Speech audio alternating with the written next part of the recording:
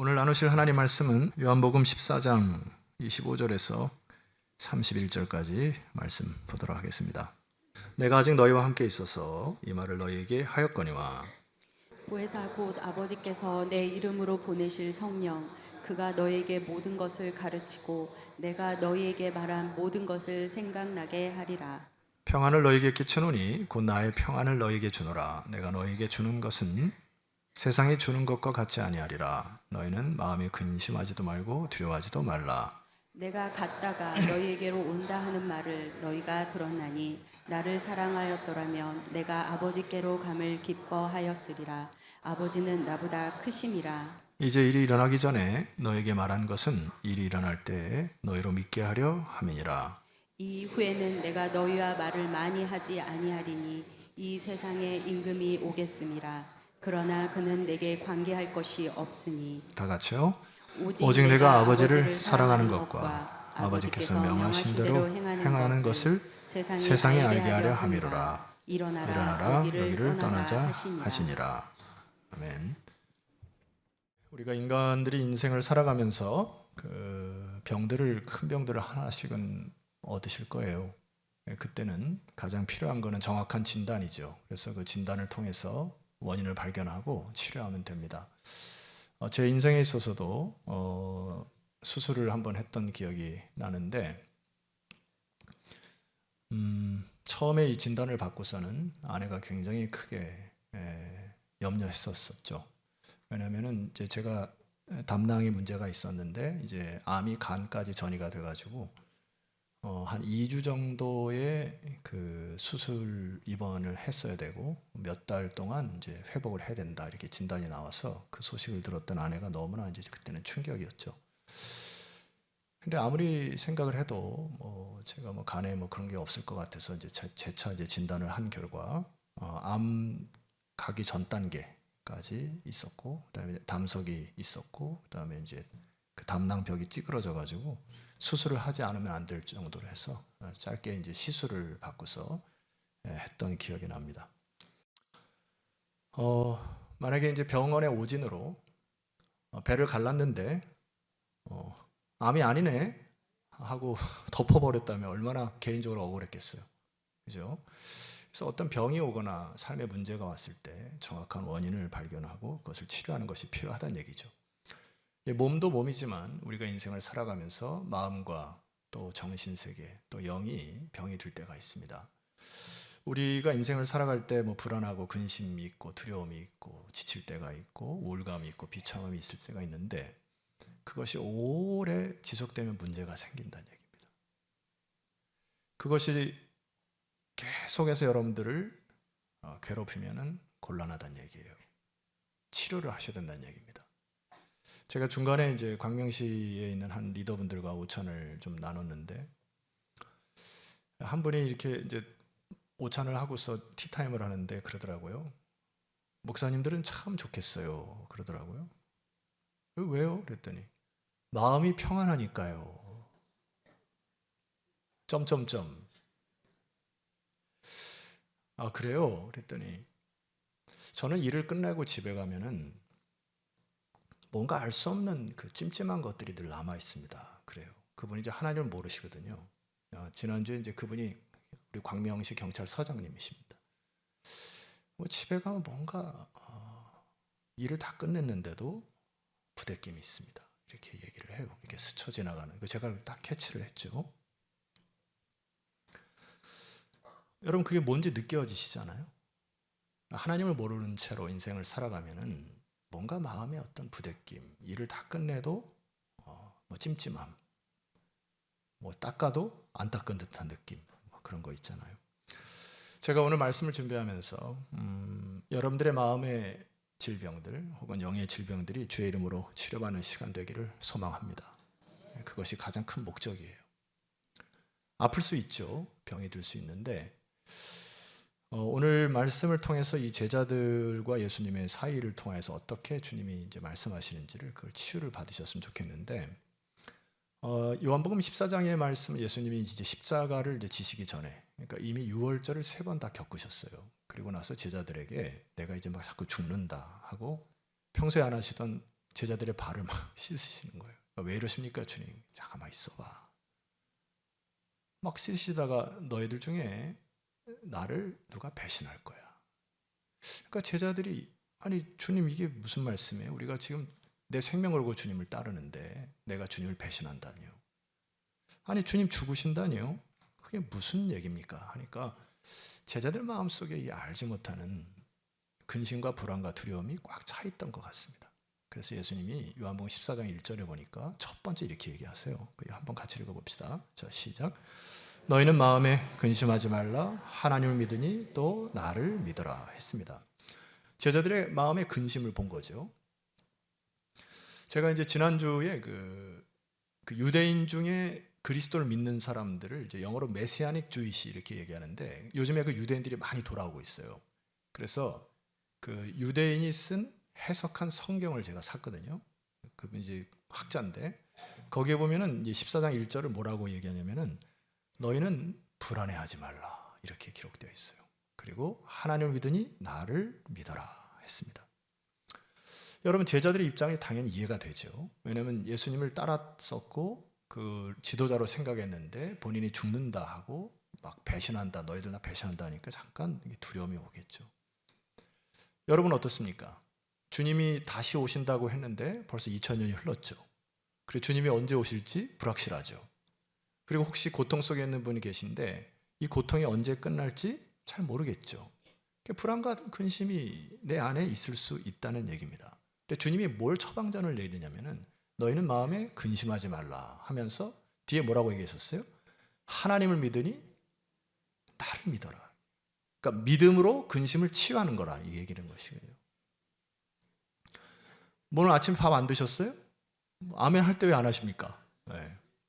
하나님 믿으니 또 나를 믿어라 했었거든요. 네, 훨씬 좋잖아요. 그러니까 믿음으로 우리의 근심을 몰아내는 것이다 라고 하는 거예요. 자, 이 믿음이라고 하는 게 이제 신앙인데 도대체 무엇일까 많은 정의를 내릴 수가 있는데 제가 이제 주석책을 이렇게 보다가 이게 참 깊이 생각해야 될 부분이다 해서 좀 준비해 온 게 있습니다. 신앙을 이렇게 정리했어요. 자, 한번 보시면 좋겠는데 자, 시작. 있는 것과 보이는 것 사이의 경계를 허무는 능력이다. 정의를 계속 좀 묵상을 해야 됩니다. 이 정의는 보이지 않은 것과 보이는 것 사이의 경계를 허무는 능력이 바로 신앙이다 이렇게 얘기해요. 그러니까 이거를 조금 더 설명하면은 보이는 것은 한계를 인정하면서 바라보아야 하고 보이지 않은 것은 보이지 않은 것 자체를 인정하고 존중해야 이게 믿음이 생긴다는 얘기예요. 예를 들어서 유대인들에게 있어서 보이는 성전이 그들의 신앙의 상징이었다는 얘기예요. 그러니까 성전이 모든 것이었습니다. 그러니까 성전을 손가락질하거나 성전에 대해서 뭐라 하면 얘는 성전 모독죄로 하나님 모독죄로 막 처단하고 그러는 거예요. 유대인들에게는 성전이 그들에게 신앙이었다는 얘기예요. 근데 이 신앙이 우상으로 변한 거잖아요. 보이는 것에는 한계가 있다는 얘기인데 그것을 신뢰의 대상으로 하니까 그것이 우상이 된다. 제가 최근에 뉴스를 통해서 깜짝 놀랐던 것 중에 한 가지는 제가 이슬람 땅에 가서 그 금식 기간 동안에도 한번 있어 봤었던 기억이 납니다. 제가 청년 때. 근데 아마 지지난주인가 그 사우디아라비아의 그 메카로 많은 순례객들이 흰 히잡을 쓰고 여러분 TV 보셨죠? 저는 그 사우디아라비아로 모이는 건 처음 봤는데 수만의 사람들이 그 메카를 중심으로 이렇게 도는데 50도가 넘는 고열 속에서 그 메카를 향해 와서 거기를 돌아야 자기가 이루는 소원이 이루어진다. 거기다 이제 돌을 던지잖아요. 돌을 던지고 그 메카를 돌면서 몇 명이 죽습니다. 이게 뭔 일이에요, 이게. 보이는 것에는 한계가 있다는 것을 인정해야죠. 어떻게 사람이 신이 됩니까? 어떻게 보이는 건물이 혹은 성지가 그게 어떻게 우리에게 경배의 대상이 되는 거예요?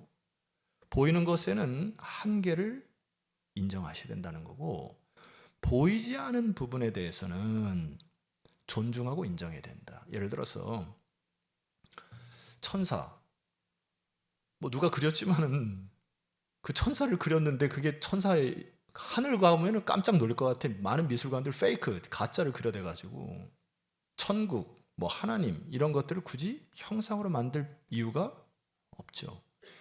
보이지 않은 것에 대한 존중과 인정이 있어야 믿음으로 간다는 얘기입니다. 이해가 되신가요? 자, 예수님도 이 땅에 오셨을 때 육신의 몸을 입고 오셨단 말이에요. 그래서 이 비 오는 날은 예수님이 참 그 갈치전을 좋아하셨어요. 갈치전. 그래서 예수님이 이 땅에 오셔서 가르치시고 치 고치시고 전도하셨다는 얘기예요. 그게 갈치전이라고. 그래서 예수님이 그 사역을 보고 기적을 보고 말씀하시고 치료하는 것을 보고 제자들이 뭘 본 겁니까? 아, 저 사람이 우리 유대인들을 구원할 혁명가로 본 겁니다. 그러나 예수님이 인자로 오신 사람의 아들로 오신 것이 다가 아니란 얘기죠. 믿음이. 예수님이 그것을 얘기해 주는 겁니다. 보이는 육신의 인간의 예수만 보고 믿음 생활하는 게 아니다 라고 하는 거예요. 그래서 요한 사도를 통해서 이렇게 얘기해요. 20장 29절 말씀 보세요. 함께 선포합니다. 시작. 예수께서 이르시되 너는 나를 본 거로 믿느냐? 보지 못하고 믿는 자들은 복되도다. 자, 보지 못하고 믿는 믿음이 뭐하다고요? 복되다. 아까 말씀드렸죠. 보이는 것과 보이지 않은 사이의 경계를 허무는 능력이 바로 믿음이고 신앙이다. 보는 것만으로 다 마음이 빼앗겨서는 안 된다. 보이지 않은 것에 대한 것들을 보고 사모해야 되는 것이 믿음이다 라고 하는 거예요. 그래서 주님께서 본인이 육체로 입으신 것을 떠나고 다시 오시마 약속하고 죽고 부활한 것이 그들에게는 경계를 허무는 능력이 되는 새로운 믿음의 지평이 열려진다라고 하는 것이죠. 그래서 오늘 그 25절 이하에 보면 주님이 그 얘기를 하는 거거든요. 보세요. 25절과 26절을 한번 같이 읽어보겠습니다. 시작. 내가 아직 너희와 함께 있어서 이 말을 너희에게 하였거니와 26절 보혜사 곧 아버지께서 내 이름으로 보내실 성령 그가 너희에게 모든 것을 가르치시고 내가 너희에게 말한 모든 것을 생각나게 할 것이니라. 내가 갔는데 너희들이 두려워하지 않을 이유는 내 대신 보혜사가 올 것이다 라고 했어요. 여기 보혜사는 성령을 그냥 일반적으로 통칭하는 얘기가 아닙니다. 그러니까 요한복음 14장 16절 말씀 보면 정확한 보혜사의 뜻이 있어요. 제가 읽어볼게요. 내가 아버지께 구하겠으니 그가 또 다른 보혜사를 너희에게 주사 영원토록 너희와 함께 있게 하리니 여기 또 다른 보혜사를 헬라어 원어를 정확히 풀면은 나와 같은 영을 나와 같은 보혜사를 이런 뜻입니다. 그러니까 예수님의 사역을 대신하여 이를 오신 분들을 그때 보혜사 이렇게 표현하는 거예요. 그러니까 표현하면은 내 역할을 감당할 신적 영적 존재가 보혜사라고 하는 거예요. 그럼 보혜사의 역할이 뭐냐라고 했을 때 화면을 통해 보시면은 파라클레토스라고 하는 단어인데 파라는 부른다 곁으로 이 전치사인데 옆에 뭐 이런 뜻이고요. 그 다음에 이 클레토스가 부른다라는 뜻입니다. 그러니까 곁으로 부른다. 이걸 합하면은 성도들의 옆에서 함께 하는 신적 존재라. 이거를 보혜사. 나와 같은 영적 존재를 너에게 보내므로 나는 육체적으로 떠나지만은 영으로 성령께서 오셔서 영원토록 너희와 함께 할 것이니라. 이게 보혜사예요. 육신적인 눈으로는 예수님이 계시면 좋겠지만은 예수님이 돌아가시고 나서 그냥 예수님이 끝난 게 아니라 그의 영을 보내요. 영원토록 함께 하신다는 이 말씀이 부활 이후에 제자들이 얼마나 힘을 받았겠어요. 여러분 자녀 키워보셔서 알지만은 자녀들이 어디 여행을 멀리 떠난다든지 혹은 뭐 군대를 간다든지 뭐 혼자 어디 뭐 유학을 간다든지 그러면 마음이 좀 허전하지 않아요? 그런데 요즘 군대는 너무 자주 나와가지고 문제라기도 하기도 합니다만은 빨리 왔으면 좋겠는데 나중에는 좀 천천히 와라 뭐 이렇게 뭐 소원을 얘기한다고 하는데 이게 자녀들이 멀리 가거나 내가 사랑하는 사람이 멀리 떠났을 때 뭔가 일이 나면은 누가 먼저 달려갈까요? 부모죠. 그냥 뭐 기도 안 쓰고 달려갈 거예요. 그러니까 자녀들이 해외나 군대에서 버틸 수 있는 힘이 옵니까? 부모의 사랑이 몸은 떨어져 있지만은 언제든지 달려올 수 있는 힘의 근원이 부모에게 있는 거 아닙니까? 그러니까 버티고 견디는 거죠.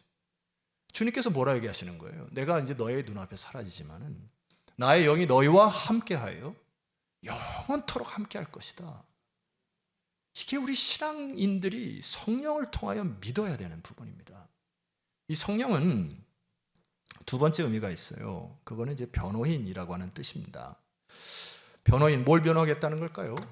하나님의 심판대 앞에 섰을 때 하나님의 영이 예수 그리스도를 믿는 사람들에게 변호하여 이 사람은 죄가 없습니다 라고 하나님 앞에 바로 인도할 하나님의 영이 바로 영의 역할이 성령입니다.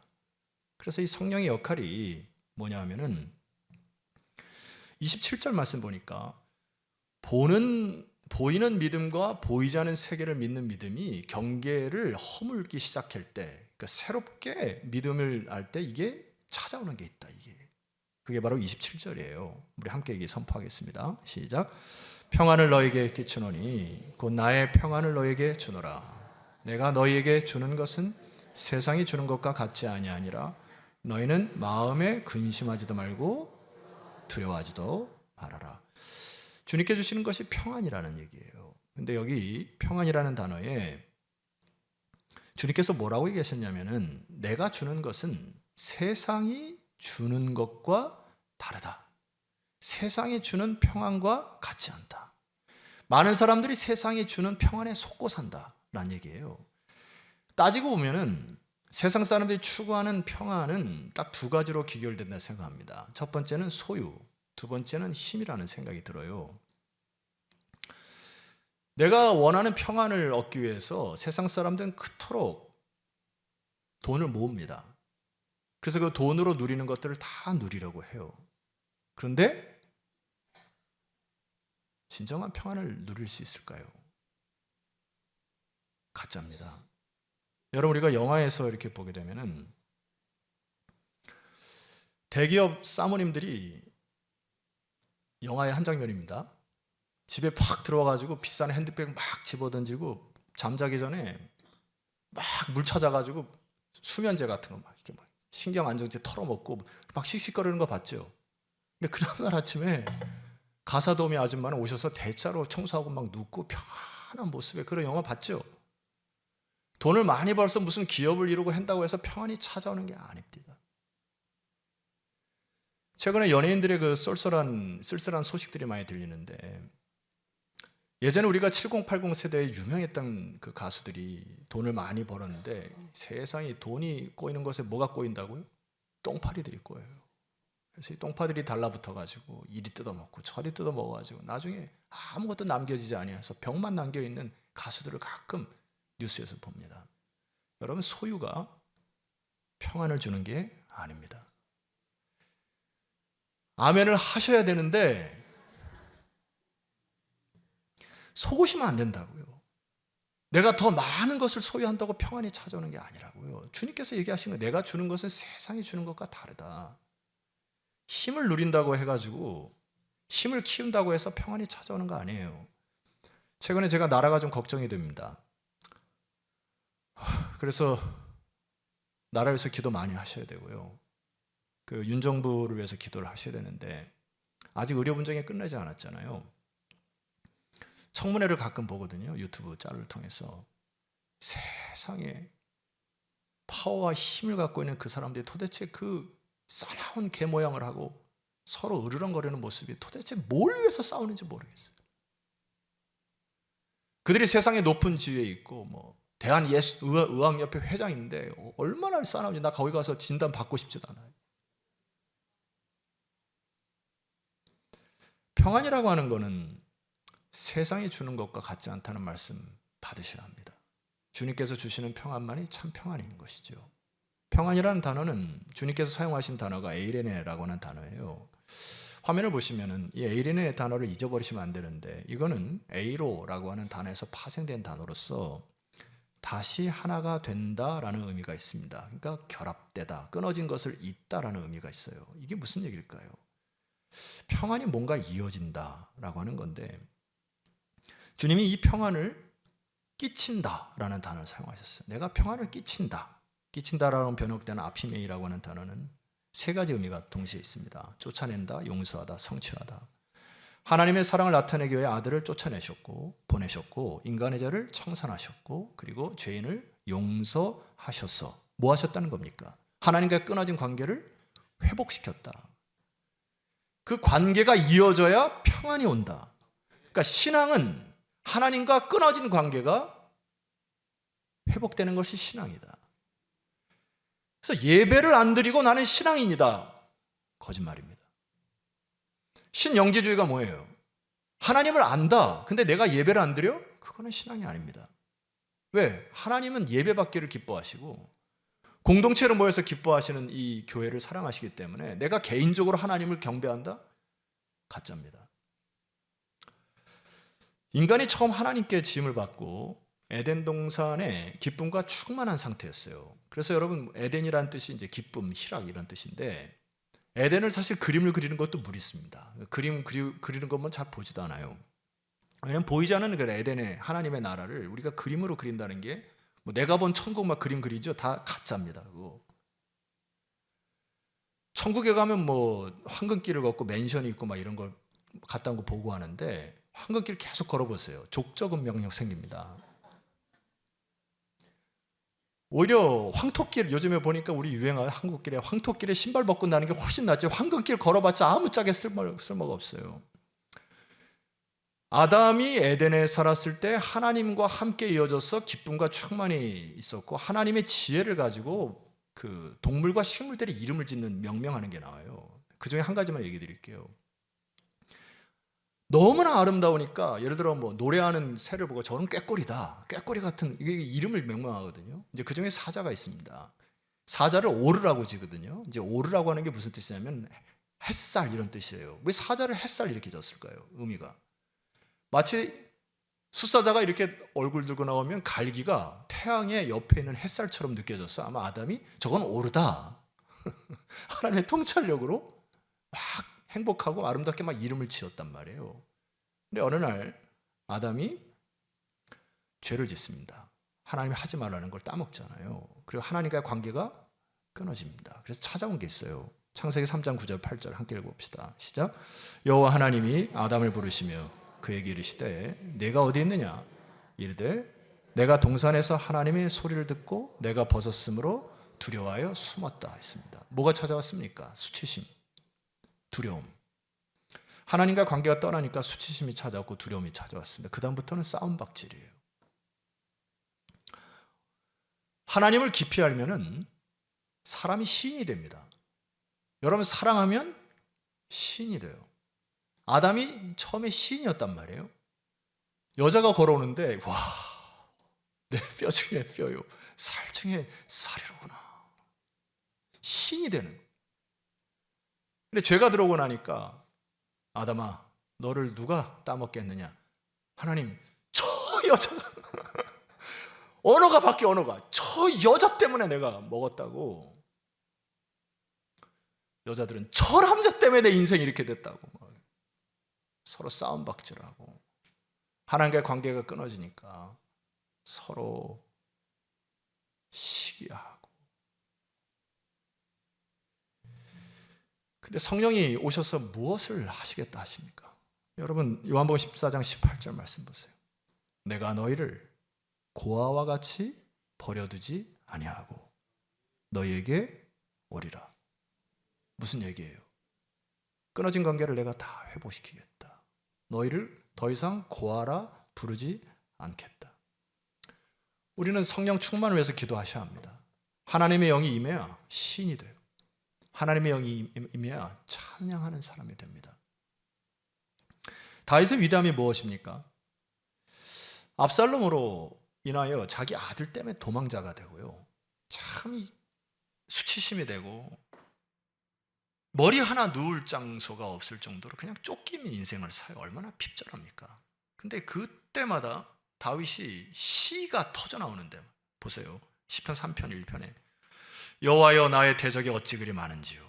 일어나 나를 치는 자가 많습니다. 내가 어디 머리 뚫 곳도 없습니다. 이런 거 아니에요? 그런데 중반절에부터 시가 바뀌어요. 4절 내가 나의 목소리로 여호와께 부르짖으니 그의 성산에서 뭐 하시리로다? 응답하시리로다.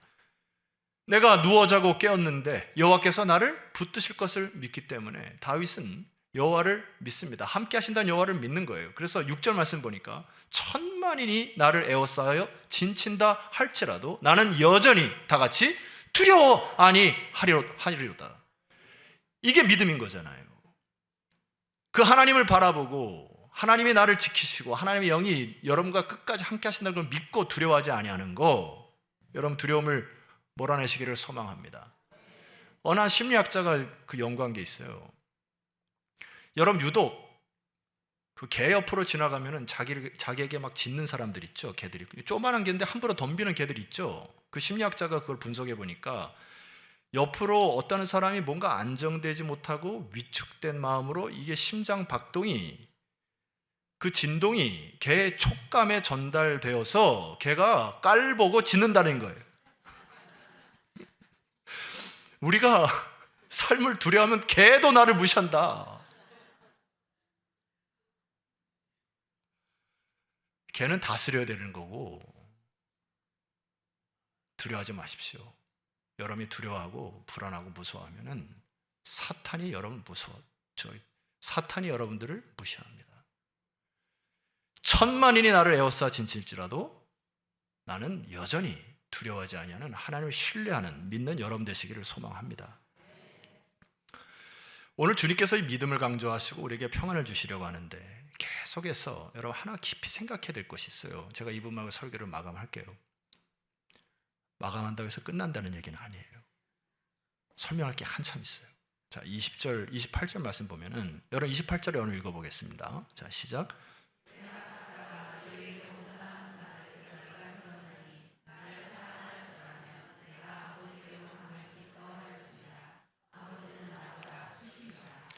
자, 28절 보니까 주님께서 중간에 참 이상한 말을 하십니다. 내가 갔다가 너에게로 다시 온다는 말을 너희가 들었는데 만약에 너희들이 나를 사랑하였더라면 내가 아버지께로 감을 기뻐했을 건데 너가 나를 사랑하지 아니하므로 내가 떠난다고 하니 걱정하는구나. 이런 표현 아니겠어요? 그러니까 너희들이 사랑이 없어서 하나님을 사랑하지 않고 나를 깊이 사랑하지 아니하므로 잘 모르는구나. 주님의 지적이에요. 이게 한두 번이 아닙니다. 14장에요. 한 4-5번이 나와요. 자, 14장 15절로 올라가시면은 너희가 나를 사랑하면 나의 계명을 지키라 했어요. 주님이 사랑을 강조합니다. 23절에도 보면은 예수께서 대답하여 이르시되 사람이 나를 사랑하면 내 말을 뭐 할 것이다? 지킬 것이다. 계속 얘기를 해요. 자, 여러분 잠깐 따져봅시다. 주님이 사랑이 부족한 자이십니까? 여러분 본인이 나 너무 외로워. 나를 다 떠나. 제자들도 다 떠나. 너무 외로워. 그러니까 성령을 통해서 야, 한국교회 반석교회 성도들아 나를 좀 사랑해다오. 애거라는 겁니까? 주님은 사랑 그 자체시거든요. 왜 이 사랑하라고 자꾸 얘기하시고 사랑하면 내 계명을 지킬 거라 얘기하세요. 그 뒤에 말씀 보니까 이렇게 기록되어 있어요. 너희가 나를 사랑하여서 내 말을 지키게 되면은 첫 번째, 내 아버지께서 너희들을 사랑하실 것이고 우리가 그에게 가서 거처를 그와 함께 할 것이다.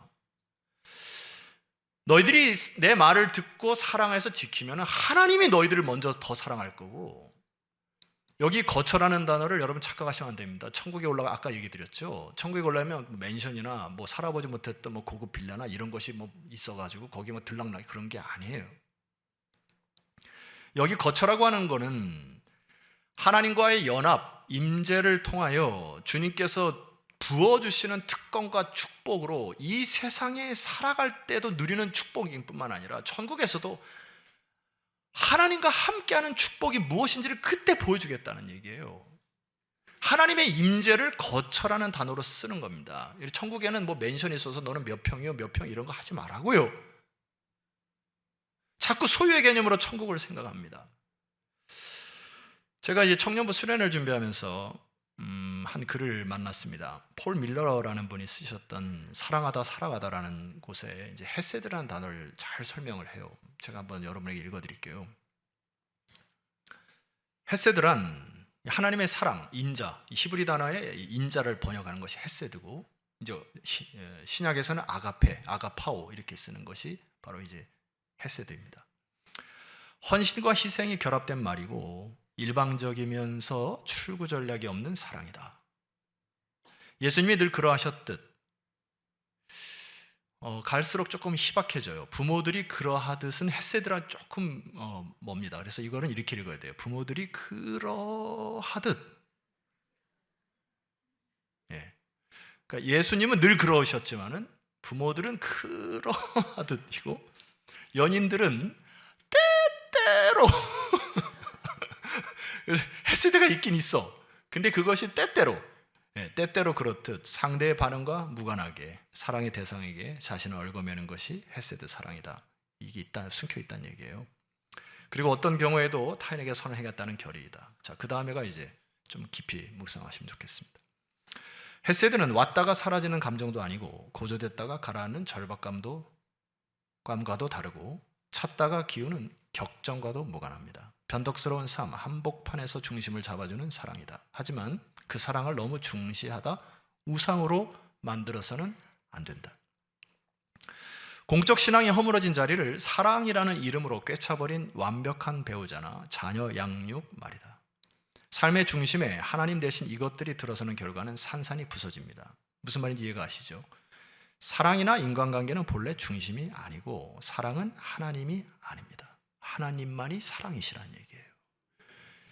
결론적으로 이 말씀 무슨 말입니까? 우리가 사랑이라는 이름으로, 내가 사랑한다는 이름으로 조건으로 다른 사람을 얼마나 무례하게 합니까? 하나님을 삶의 우선순위와 사랑으로 둬야 되는데 때로는 자녀 양육이 여러분의 최고의 삶의 가치가 되어서는 안 된다는 얘기예요. 배우자도 마찬가지입니다. 배우자가 인생의 최고의 목표가 돼서는 안 돼요. 부모도 마찬가지입니다. 여러분의 인생의 축은 하나님이 되셔야 돼요.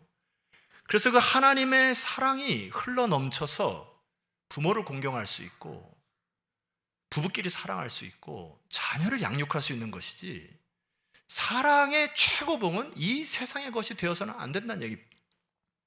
얼마든지 우리는 이기적으로 다른 사람을 사랑이라는 이름으로 짓밟을 수 있는 이적인 사람들입니다. 내가 원하는 사랑의 목표로 내 욕망을 채우기 위해서 사랑을 가장할 수 있다는 것을 기억하셔야 됩니다.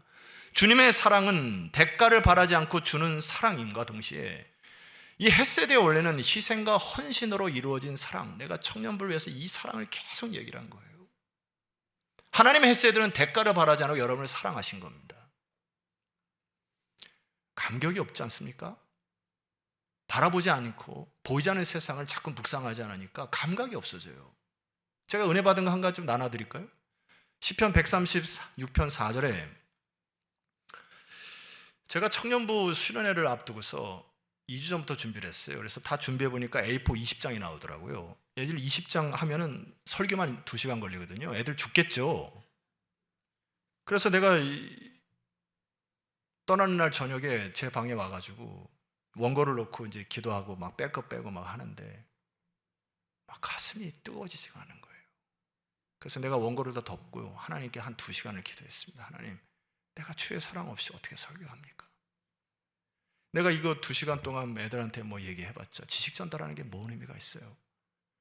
하나님, 내가 하나님 사랑하게 도와주십시오. 그리고 우리 아이들이 수련회에서 하나님 만나게 해주십시오 하고 제가 2-3시간을 하나님께 씨름을 했습니다. 그리고 하나님께 주신 메시지가 이 부분이거든요. 시편 136편 4절 말씀 보니까 홀로 큰 기이한 일들을 행하시는 이에게 감사하라. 그 인자하심이 영원함이로다. 이게 헤세드거든요. 5절, 6절 이하로 계속 그 얘기를 해요. 지혜로 하늘을 지신 이에게 감사하라. 그 인자하심이 영원함이로다. 땅을 물 위에 펴신 이에게 감사하라. 그 인자하심이 영원함이로다. 큰 빛들을 지신 이에게 감사하라. 이 계속 나오거든요. 이 시인이 하나님의 헤세드를 본 거잖아요. 그 하나님의 헤세드가 뭡니까? 헤세드가 대가를 바라지 않고 하나님이 천지창조를 하셨단 말이에요. 그래서 땅을 펴고 해를 만들고 마지막에 인간을 만들어서 헤세드의 절정체가 누구라는 거예요? 인간이라는 얘기예요. 그러니까 여러분의 존재 그 자체는 하나님의 사랑의 결정체라는 거예요. 대가를 바라지 않는다는 얘기입니다. 하나님 만들어 놓고 여러분에게 뭔 대가를 바라지 않냐는 무한한 사랑이 하나님의 사랑인 거예요. 여러분 존재 자체가 귀하다는 얘기입니다.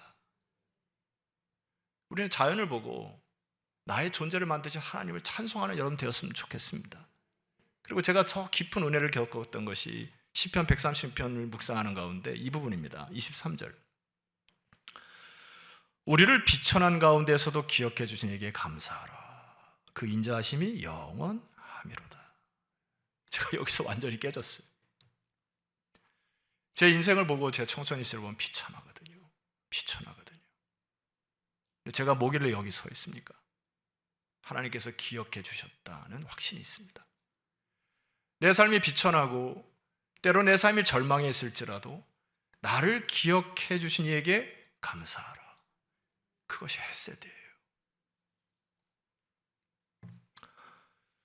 잠언의 지혜를 배우기를 소망합니다. 잠언서 4장 2장 4절에 보니까 함께 선포해 볼까요? 자, 시작.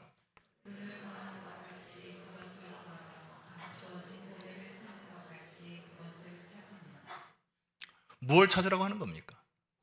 지혜예요. 1차적으로는 지혜인데 지혜의 정수는 뭡니까? 사랑입니다. 하나님의 사랑을 경험해야 공부하게 되더라고요. 하나님의 사랑을 경험해야 부부간의 회복이 되더라고요. 하나님의 사랑을 경험해야 내가 충성하더라고요.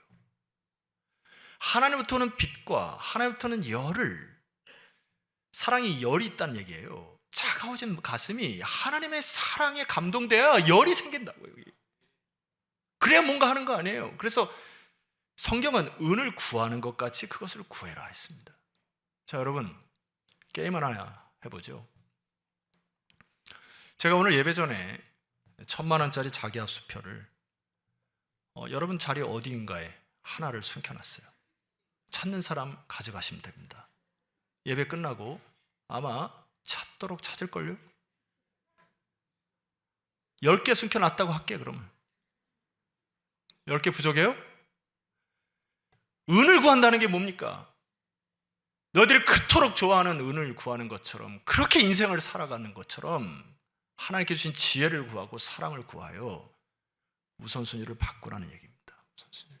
여러분 하나님을 사랑하는 여러분 되었으면 좋겠습니다. 그럼 하나님이 그 사랑으로 여러분 인생을 책임져 주시겠다고 주님께서 말씀하신 거예요. 주님의 결론을 이렇게 내리십니다.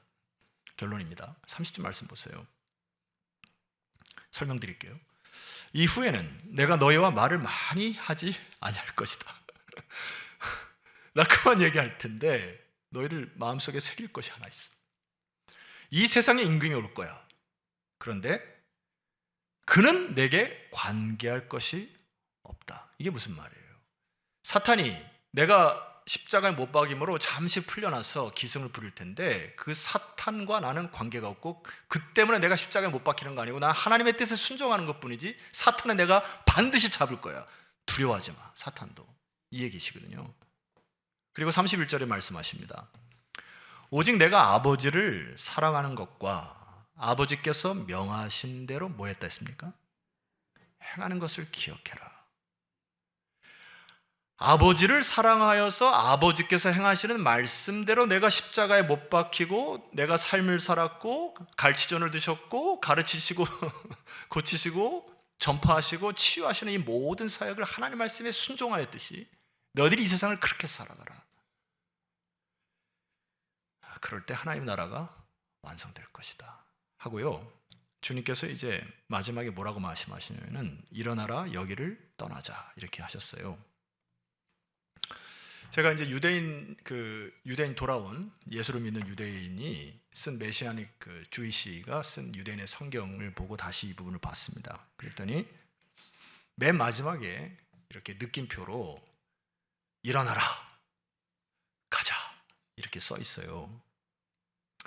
주님께서 제자들에게 근심하고 두려워하는 자들에게 지금 다 설교 말씀하시고 하셨습니다. 그리고 이제 말씀을 던지는 거예요. 일어나 가자. 성령이 너와 함께 할 거야. 나는 곧 죽을 텐데 걱정하지 마. 성령이 너와 함께고 다시 내가 돌아와 이 땅을 다스릴 거야. 그러니까 좌절하거나 낙먹거나 두려워하나 쫄지 말고 일어나 가자 하고 주님께서 부르십니다. 내가 계속 일어나라 해야 일어날까요? 자, 우리 일어납시다. 한번 따라합시다. 일어나라. 가자. 예, 주님의 음성입니다. 여러분, 벌떡 일어나셔서 주님의 나라를 위하여 힘을 다하십시다. 다시 한번 선포해 볼까요? 일어나라. 가자. 아, 힘나네, 힘나. 하나님 믿는 믿음으로 여러분의 안에 있는 모든 불안과 근심과 두려움이 떠나갈지어다. 주님을 뜨겁게 사랑하는 사랑으로 주님께서 주시는 빛과 열기가 여러분의 인생을 감싸돌기를 소망합니다. 이 시간 합심하여 기도합니다. 주님, 세상을 두려워하지 않게 하옵소서. 사단을 두려워하지 않게 하옵소서. 죽음을 두려워하지 않게 하옵소서.